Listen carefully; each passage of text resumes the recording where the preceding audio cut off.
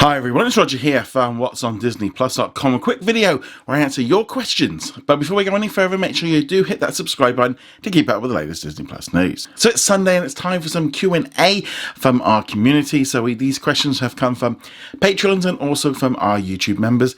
And you can become one either by going over to patreon.com/What's on Disney Plus or hitting that little join button if you're here on YouTube. So let's jump into the first question. Jacob on Patreon asks, do you think Disney could possibly purchase the original Indiana Jones movie's streaming rights after the new movie is released and is on the service? I think it's a very good possibility that Disney will be trying to work out a deal with Paramount to get hold of the distribution rights or the streaming rights to the Indiana Jones movies. It makes sense for Disney to try and do it. I mean, it's not a lot cheaper than trying them by Paramount, which could also do the same thing. There's obviously the issue with streaming rights and the rights overall of the character. Well, while Disney own Indiana Jones, they don't own the distribution rights to those first four movies. And yeah, hopefully they will do in the future.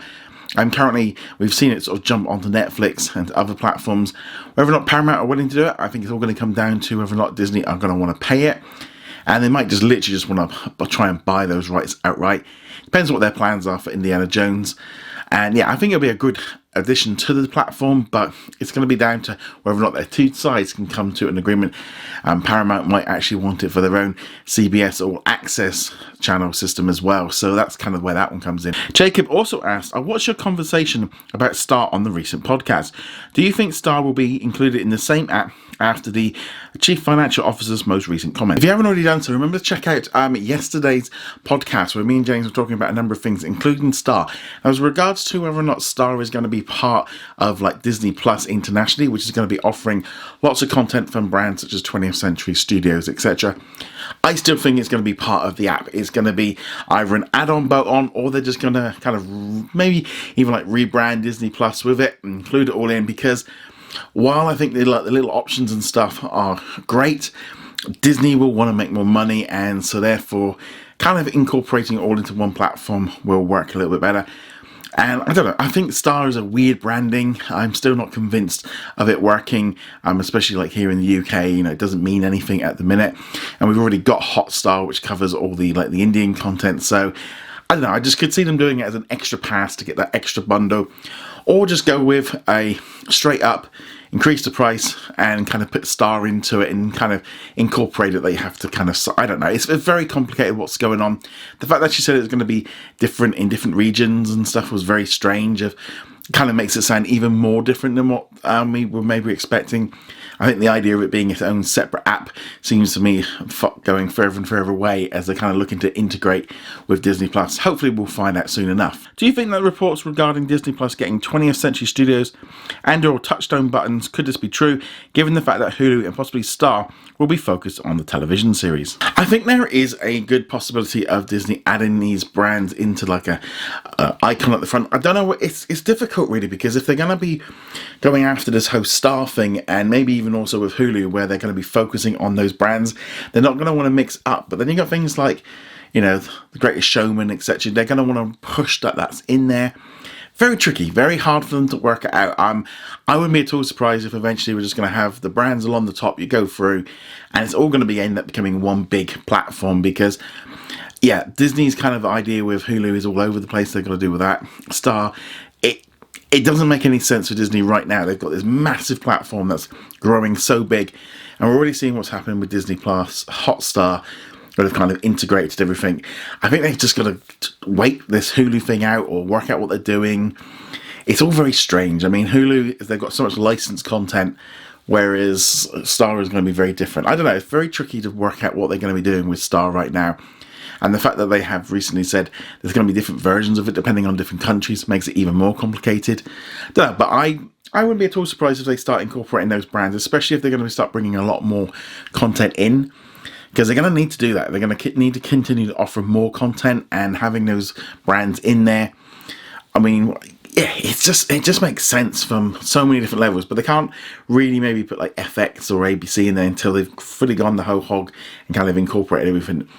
If they're going to look at that line of, is it worth just making Disney Plus this big platform? They've kind of got this thing, this beast that's growing and growing and growing, and Hulu was never going to do that, and I don't think Star would do it either. Disney Plus is kind of in a unique place. Sarah asked on YouTube, Roger, was there a movie or an experience that started your love for all things Disney? Obviously, growing up watching so many different movies and shows is kind of one of those hard things of going, what was the thing that kind of made Disney Disney? And, you know, I obviously grew up watching TV shows and movies as a kid, but I think when we went to Disney World, when I was about 8, it kind of changed there. I kind of saw it in a different light, started to really love, you know, much more of it, and kind of, I think that whole experience definitely changed how I looked at it. Probably right at the right time of about being 8 to 9 years old and just kind of falling in love with it. And I think as well, it's not just like now as an adult, I have to think, you know, I'm such a big fan of things like the Muppets and Star Wars and Marvel, and you know, there's pictures of me as a kid with, you know, those t-shirts for those brands on, but obviously at the time they weren't Disney. But as Disney's grown, they've incorporated so many more brands and franchises. It's so much easier, like as an adult, to start liking it because you've got Star Wars and your Marvel stuff, and you know, over time that's just continued to grow in the brand. And now they've kind of adding in all these other 20th century studio stuff that I loved as a bit more of a teenager. But as a whole, definitely the kind of that trip, I think, kind of changed everything. Falling in love with, like, with Chippendale Rescue Rangers around the afternoons. And then after I finished with those shows, I started watching the Spider-Man animated series, and then kind of moving on for their, like, the X-Men series. I was also watching Batman and Superman as well. But yeah, I think that's just been there, and now they've all incorporated into one. That really does make a big difference. They've kind of got so many of my big franchises as a kid all into one big platform. It does make a big difference. And finally, on YouTube, I've Got No Name said, why don't they just release Star in the US and just say Hulu is different, like Hulu has live TV and ads, while Star has no live TV and ad free. This is a very interesting thing for them to do. They could do this. I think it's going to be hard for anyone then is a sort of a Hulu subscriber going, well, why am I paying for this if you're getting it integrated with Disney Plus with Star? I think the way they're going to do this is they might do it the opposite way around, where they kind of maybe kind of incorporate Disney Plus and Hulu a little bit more. So maybe if you're a subscriber to Hulu, you get access to this content. That could be a way they could do it, or just keep them more separate, or I don't know. But I think there is going to be a lot more integration between the two, and Hulu just might, you know, they could end up renaming it after they buy Comcast out. Who knows? That could be another way of doing it. But yeah, this is kind of weird thing. If they launch Star now, you know, people will be there going, well, I'm paying for it with Hulu. And yeah, I don't know. Very, very tricky. I'm really hoping this investors call that we're going to be getting investors event in a few weeks or months. It's got to be, I would imagine, before November. We'll find out a lot more about what's going on with Hulu, Disney Plus, and also Star. But nevertheless, again, big thank you for everyone's questions this week. Remember to go check us out over at whatsondisneyplus.com to keep up with all the latest news. And as well, you can join us on Patreon or YouTube, where you get access to early content, such as this new video that I've put up today, which is a retro review of Oliver and Company. They've all had access for a week before I made it available to everyone. And that's important to note. I do try to make sure that any content like videos and things like that is available to everyone and not behind a paywall. But I do really appreciate all of your support. Anyway, guys, thank you very much for joining me. I'll see you guys soon. Later.